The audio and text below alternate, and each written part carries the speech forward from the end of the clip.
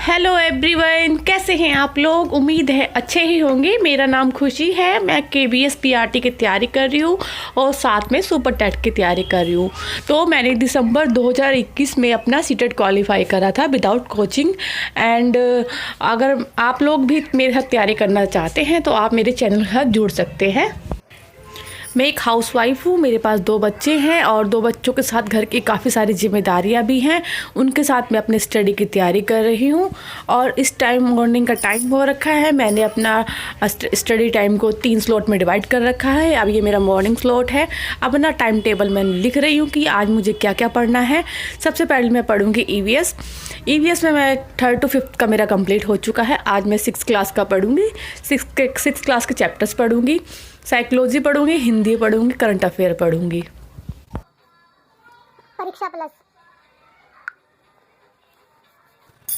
परीक्षा plus channel है, इस पे मैं EVS पढ़ रही हूँ। EVS तो मेरा वैसे कंप्लीट हो गया है। मैं साइंस पढ़ रही हूँ। कुछ नोट्स इंपॉर्टेंट वगैरह इन्होंने नोट करवाते हैं और इनकी क्लासेस काफ़ी अच्छी होती है। और साथ में ही मैं डायरेक्ट यूट्यूब पे क्लास 6 की चैप्टर में 1, 2 जो भी हमारा सिलेबस के अकॉर्डिंग है उसी को मैं पढ़ रही हूँ। मैंने आपको प्रीवियस वीडियो में बताया था। अगर आप मेरे पुराने व्यूअर हैं तो आपको पता ही होगा कि मैंने आपको बता दिया है कि हमारे साइंस में कौन कौन से चैप्टर आ रहे हैं, क्योंकि आपको पता है एग्ज़ाम डेट आ चुकी है और हमारे पास बहुत ही कम टाइम है पढ़ाई करने के लिए। तो आपको कैसे अपना टाइम टेबल सेट करना है और ये 1 मंथ में आपको अपना सिलेबस कैसे कंप्लीट करना है वो आपको ही पता है। बट मैंने आपको बता दिया है 6 to 8 में कौन कौन से चैप्टर हैं जो हमारे सिलेबस के अकॉर्डिंग है। आप उनको कर लें तो आपका साइंस कंप्लीट हो जाएगा। इतनी उम्मीद नहीं थी कि एग्ज़ाम हमारा इतनी जल्दी हो जाएगा, क्योंकि अभी हम लोगों ने दिसंबर में ही फॉर्म फिलअप किया था और बहुत ही कम टाइम मिला है हमको प्रिपरेशन करने का। बहुत से ऐसे बच्चे हैं जिनका सिलेबस कंप्लीट ही नहीं हो पाया है और ख़ासकर उनका जो हाउसवाइफ है, क्योंकि सेल्फ स्टडी करने से और अगर जिन्होंने कोर्स परचेज़ भी किया है उनका भी सिलेबस कंप्लीट नहीं हुआ होगा, क्योंकि इतना जल्दी कंप्लीट कराना पॉसिबल नहीं है। तो मैं ये नोट्स तैयार कर रही हूँ क्योंकि मुझे पता है कि KBS बहुत बड़ा एग्ज़ाम है और इसके लिए काफ़ी लाखों बच्चे ने फॉर्म भरा है। मैंने वो भी आपको प्रीवियस वीडियो में बताई थी कि PRT के लिए कितने सारे लोगों ने फॉर्म फिलअप किया था। 6000 कुछ सीटों के लिए 10 लाख से ऊपर बच्चों ने फॉर्म फिलअप किया है। तो यहाँ मैं नोट कर रही हूँ EVS साइंस का चैप्टर मैंने फर्स्ट सेकेंड आज मैं कंप्लीट कर लूँगी मॉर्निंग स्लॉट में। और मैं इसलिए नोट कर रही हूँ क्योंकि जो हमारा सुपर टेट है उसका सिलेबस और KBS का सिलेबस काफ़ी मिलता जुलता है, क्योंकि NCERT बेस जो है वो तो सब में ही आना ही है। कोई भी गवर्नमेंट एग्ज़ाम की तैयारी कर रहे हैं तो आपका NCERT से साइंस वगैरह में से आता ही है। तो ये मैं नोट कर रही हूँ और मेरी कोशिश रहेगी कि मैं KBS में क्वालिफाई कर लूँ। अगर मैं भी किसी रीज़न वाइज मेरा नहीं भी हुआ तो मेरे नोट तैयार कर रही, नोट लिख रही हूँ कि मेरा सुपर टेट में हो जाए। सुपर टेट में हो जाएगा तो बहुत ही अच्छी बात है, क्योंकि वो उसकी पोस्टिंग ज़्यादा दूर नहीं होती है, अपना UP में ही होगा और मैं UP से बिलोंग करती हूँ तो मुझे इजी रहेगा, क्योंकि KBS की पोस्टिंग कहीं पे भी हो जाती है, ये सबको पता है।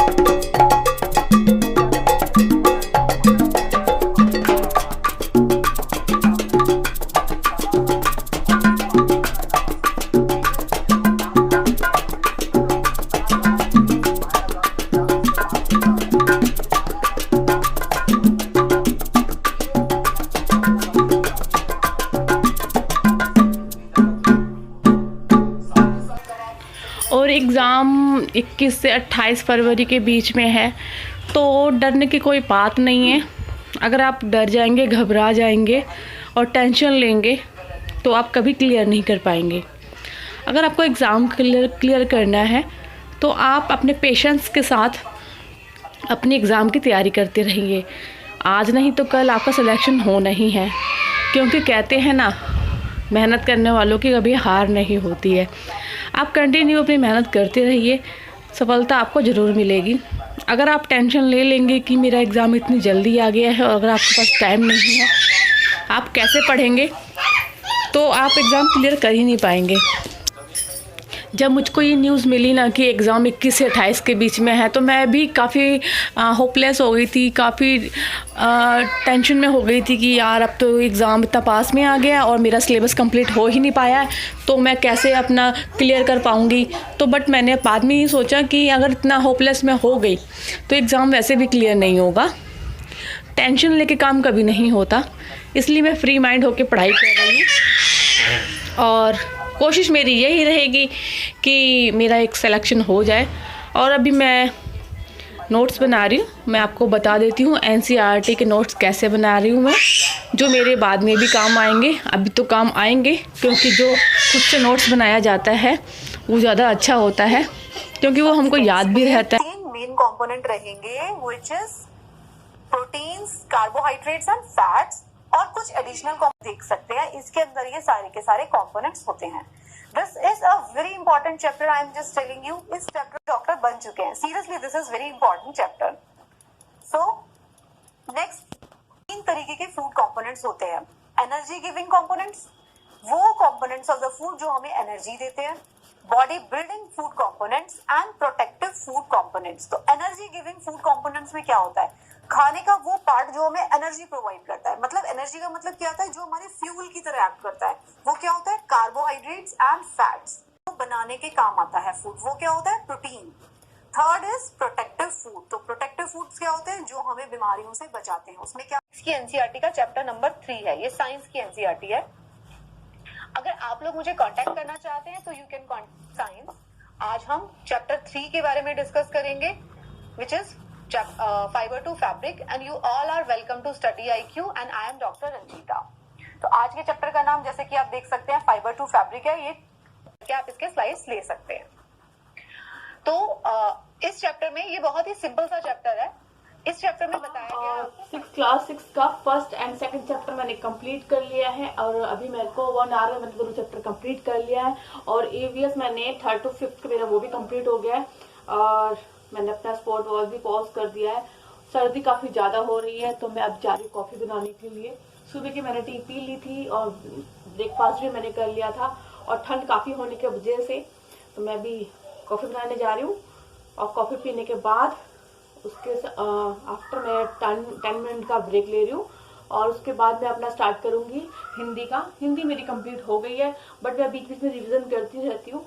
हिंदी में अभी मुझे क्या करना है, तत्सम और तत्सम तद्भव करूँगी और संधि विच्छेद करूँगी। तो अभी मुझे ये करना है, अभी मैं जारी।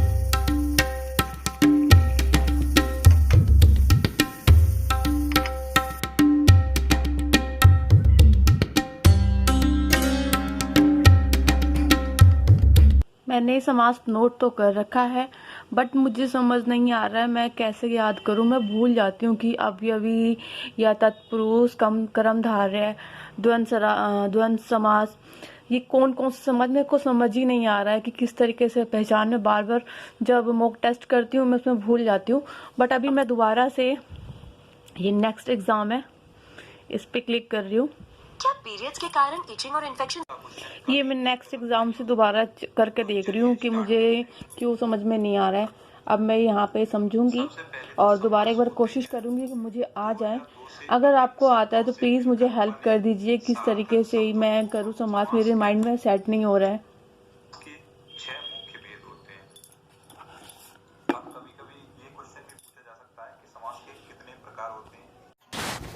कहने के लिए तो हिंदी बहुत इजी सब्जेक्ट है, बट जिसको समझ में आ जाए उसके लिए इजी सब्जेक्ट है।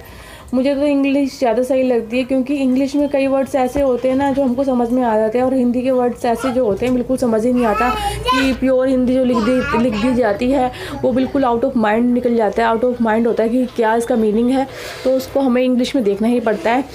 और उसकी हिंदी की जो ग्रामर है मेरे को तो बिल्कुल समझ में नहीं आती, स्कूल टाइम से ही बस संधि छेद समास वगैरह मुझे अभी भी समझ में नहीं आ रहा है, बट कोशिश यही है कि कर लूँ। सीटेट तो मेरा आसानी से क्लियर हो गया था, मुझे कुछ उसमें ज़्यादा मेहनत करने की ज़रूरत नहीं पड़ी थी, बट KVS में काफ़ी फोकस करने की ज़रूरत पड़ रही है, क्योंकि उस टाइम मेरे पास एक ही बेबी थी, अब 2 हो गए हैं और काम भी काफ़ी ज़्यादा हो गया है, तो टाइम थोड़ा कम लगता है पढ़ने के लिए, बट मैं टाइम निकाल ही लेती हूँ कैसे ना कैसे करके। वो अपने ऊपर होता है कि हमें कैसे टाइम निकालना है, क्योंकि घर का खाना भी बनाना है, साफ़ सफाई भी करनी है, बच्चों को भी देखना है, बड़ों को भी देखना है, छोटों को भी देखना है, तो उसके साथ अपना स्टडी टाइम कैसे निकालें तो वो हमको ही मैनेज करना, चाहे आप अर्ली मॉर्निंग में उठे, चाहे आप लेट नाइट स्टडी करें, तो करना है आपको। अगर आपका गोल सेट है कि मुझे जॉब को पाना ही है तो आप कर ही दिखाएंगे, जो मैं कर रही हूँ। अगर आप मेरे साथ जुड़ के पढ़ाई करना चाहते हैं तो आप कर सकते हैं। अब मैं सेकंड स्लॉट मेरा स्टार्ट हो गया है और मैं अध्ययन मंत्र से पेडागोजी पढ़ रही हूँ, क्योंकि मेरा वैसे तो मेरा अपना साइकोलॉजी मेरा कंप्लीट हो गया है, लगभग मेरा कंप्लीट हो गया है, क्योंकि ये कितना भी आप पढ़ लो वो आपको कम ही लगेगा, क्योंकि साइकोलॉजी क्वेश्चंस ऐसे होते हैं जो आपके